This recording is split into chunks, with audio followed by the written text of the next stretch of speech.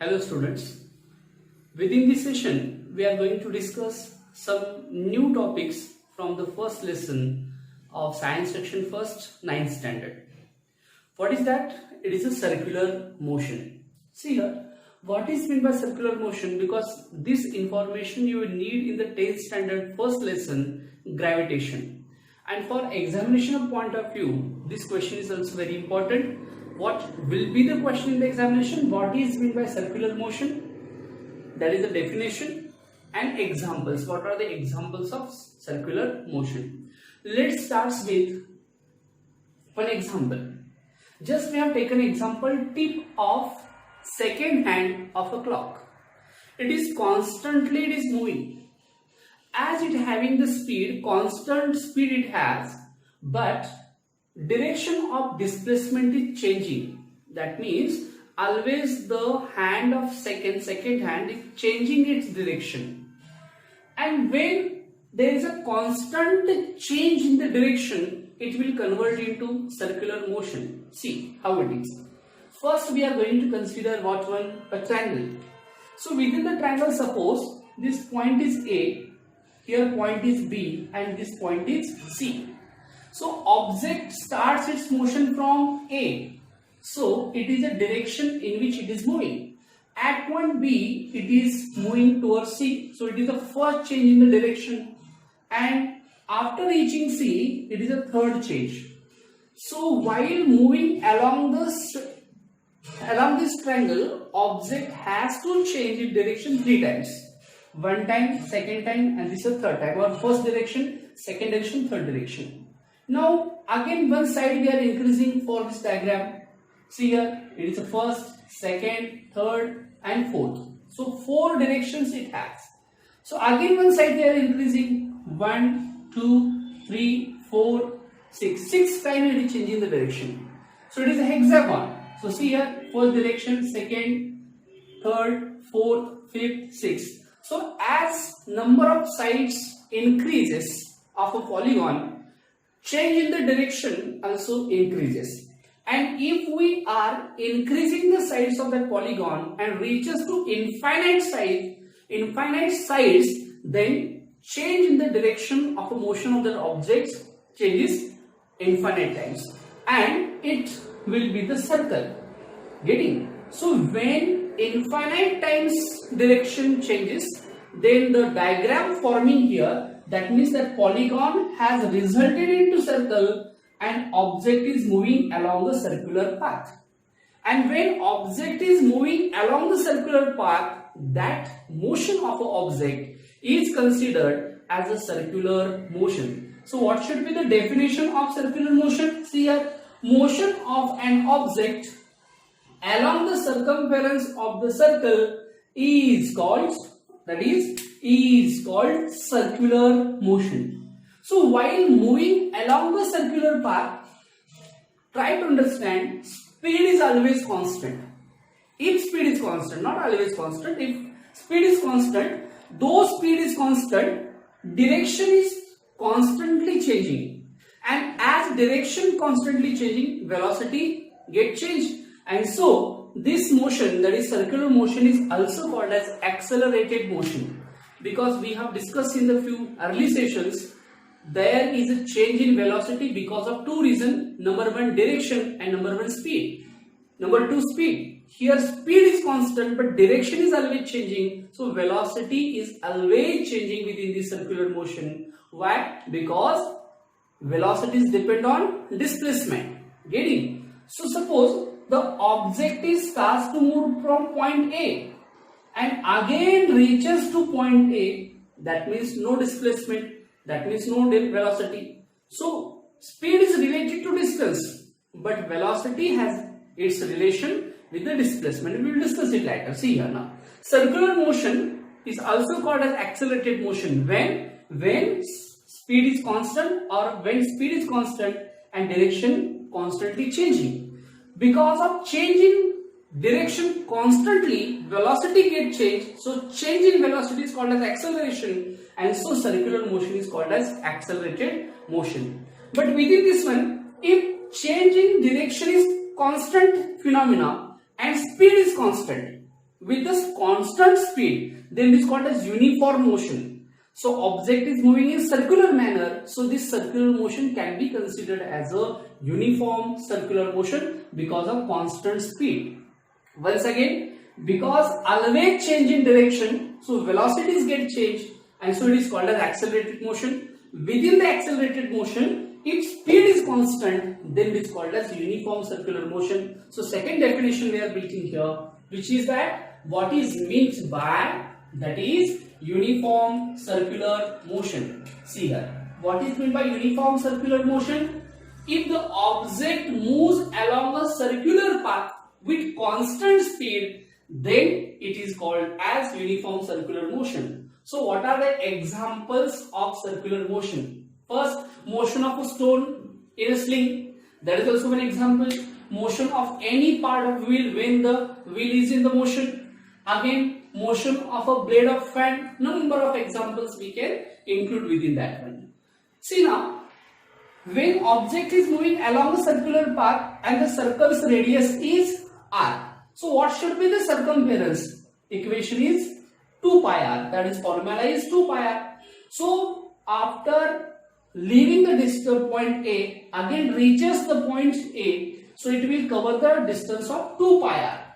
So when within a time t, then what is meant by speed? Speed is equal to circumference divided by time. So what is speed here? 2 pi r divided by, that is t, 2 pi r divided by t. But one thing is here, see, suppose speed, we having the distance, radius is of 7 meter, radius is of 7 meter, so r is equal to 7 meter. So what is 2 pi r? 2 into 22 divided by 7 into 7 divided by t, and it will take the time of 10 seconds. Consider 10 seconds. So what is the value here? 44 divided by 10. So that is equal to 4.4 meter per second. That is the speed. But see, when the object completes a circular path, its displacement is 0. So what is velocity? Velocity is equal to displacement divided by time. And as displacement is 0 divided by 10, answer is 0 meter per second. So within a circular motion, object having the speed but velocity is 0 if it completes the one total rotation. After discussing circular motion, we are moving towards the next point, and that point is direction of object, which is in uniform circular motion. See, now it is a circular path and one object is here. So when object within the motion, when object reaches at point A, what should be the direction? That we are going to discuss now. See, for that one, we are going to consider one circular disc which having the axle and it is rotating like this one, that is clockwise rotation. Now we are going to keep one coin on the disc, and if you start to rotate, if you start the motion, then definitely this coin starts to move in circular manner. But as the object, that coin is moving in circular manner, because of less centripetal force, it starts to move along the edge, and when it reaches at the tip or at the edges, definitely as it is moving towards outer edge, it will be thrown off. And suppose from this point it is thrown off, then it will go perpendicular to the radius. So by this example, we can get the object which is in circular motion having the direction which is perpendicular to the radius at that point. Like this one here, if object is at point A, so first of all we have to draw a radius. Suppose this is a radius, then motion of an object or direction of a motion of an object at point A is perpendicular to the radius. Suppose this point is here, this point is B, so draw radius here, and if object is moving in which direction? Clockwise direction. So you have to draw a perpendicular. Getting? Suppose object is at point C and moving towards this direction. Then if you draw a perpendicular radius, so this region or this is a perpendicular. So wherever is the point on the circular path, always direction is a perpendicular to the radius. So as position gets changed infinite times, direction of a motion of an object changes infinite time within the circular manner. आपने खेल खेला होगा, बारिश के दिनों में हम क्या करते हैं, साइकिल लेते हैं और जहां पानी इकट्ठा होता है वहां रेयर व्हील को हम घुमाते हैं. So as rear wheel is moving, the water starts to flow away और it is thrown away which is perpendicular to the wheel from which it is get released. So this is the direction. So after considering this one, circular motion, what is circular motion? Circular motion is a motion of an object along a circular path. Then what is the direction? Direction at any point is a perpendicular to the radius. So many times it is changed its position. So many times change in direction of motion we are getting, and the motion is circular. Within that one, if within the circular motion always velocity get changed because direction get changed, so this circular motion is called as accelerated motion. And within the accelerated motion, if the object is moving with the same speed, that is constant speed, this is called as the uniform circular motion. So after discussing lot of things about circular motion, we are going to discuss Newton's 3 laws of motion. See, before this one, what we have discussed? Equation given by Newton. That is 3 equations. That is V is equal to U plus AT, S is equal to UT plus half of AT square, and V square is equal to U square plus 2AS. These are the 3 equations of motion given by Newton. Now we are moving towards the next point, which is that one. That point is, see, Newton's first law of motion. 3 laws we are discussing. So some examples I have written. So what are these examples? First example is static object does not move without the application of a force. This board is here only from many days. Why it is not moving? But if I will give force on this one, then only it will move. What is the reason behind this? That means the objects which are stationary always be stationary. That is, it will not move. It will not change its position without application of a force. What is the reason behind this one? Next example. The force which is sufficient to fit a book or lift a book from table is not sufficient to lift the table. Yes. So see, one by one we are discussing. So why the static objects does not move without the application of force? Because the object which is on the ground, it is in the influence of gravitational force. So one force is acting on that object, which is that it is gravitational force, and it is towards the center of the earth. And though because of force which is acting on the object, we need one more force to move that object, and always that object is pulled towards the center of earth, and so that object remains static, which is static one. And this force is dependent on mass. More the mass, more the force. That will be get cleared in the next standard, that is standard 10, first lesson, gravitation. And because of that one, each and every stationary object remains stationary, because one force is acting on that one, and that force is which one? That is gravitational force. And this property is called as, that is property of inertia. So because of property of inertia, object remains stationary, which is stationary. And again, opposite to this one, If this force is not acting, the object which is in motion always remains in motion. So both the sides are there. If any other force is not working on that one, object which is motion remains in the motion until and unless any other opposite force will not work on that one. So this property of an object is called as inertia, and this inertia is directly proportional to mass. More the mass, more the inertia. That means more the inertia, more force you need to move or stop that object in the both sense. And so the inertia of a book is less, so we need less force to lift it.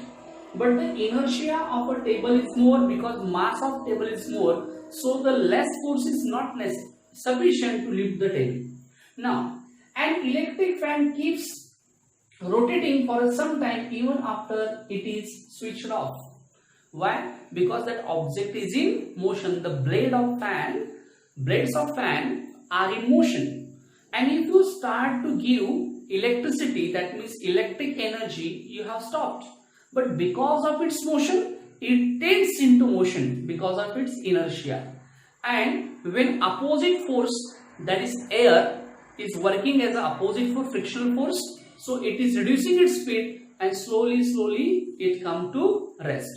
Many examples are there. Suppose you are sitting in bus or a car, and car is stationary, so you also in stationary. But when car moves, you will get jerk behind. Why? Because you was in stationary motion, car moves, and then your body moves, and so you will get the backward jerk. Opposite to this, if car is in motion or bus is in motion, that means you are in the bus, so you are also in the motion. So always the body or object which is in motion remains in motion or retains in the motion. And now suddenly opposite force by brake applied on the bus will stop there. And after stopping the bus, definitely you will get jerk little ahead. Why? Because you was in the motion and remains in the motion, so you will go little forward, and again because of your force you will come at the rest. So what is this one? This is the inertia, and this inertia is explained by Newton's first law of motion. Why it happens? It happens because of inertia. So Newton has explained what is the reason behind this. All these three examples in textbook, one more example is there. But what is at the root of this discussion? Inertia. So Newton's first law of motion is totally based on this inertia. The object which is stationary remains stationary, and the object which is in motion remains in motion until and unless any other force is not working on that one. And so this property is called as inertia. So Newton's first law of motion is also called as Newton's law of inertia. Okay, one more example. Suppose this one is a glass we have taken. What is this? This one is glass. So one card sheet is there, and on the card sheet we have placed one coin.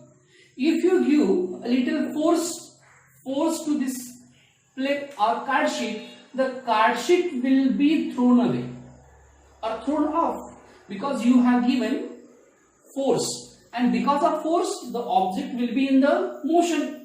But the coin which is placed on that card sheet will not get experience this force because you have provided force to card sheet only. So there is a motion of card sheet, but there is no force acting on that coin, and because of influence of gravity only, this coin will fall down or it remains stationary, and without support it will fall into or it will come into glass.